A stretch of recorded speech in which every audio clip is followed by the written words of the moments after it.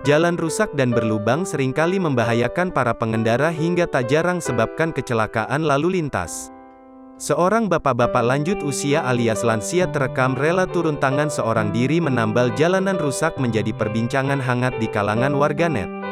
Momen itu menjadi viral usai dibagikan oleh akun Instagram @andreli_48, Kamis, tanggal 10 Maret tahun 2022. Si perekam video diduga tak sengaja melihat kejadian kakek itu. Dia diyakini tinggal di rumah depan jalan raya tersebut. Pria lansia bertopi yang hanya memakai kaos dan celana pendek tersebut tampak mengeluarkan sesuatu dari keranjang yang berada di atas sepeda kayu tuanya itu. Menurut keterangan video, pria lansia tersebut mengeluarkan batu-batu yang diambilnya dari sungai. Warganet pun meramaikan video dengan memberikan tanda suka serta meninggalkan beragam tanggapan di kolom komentar.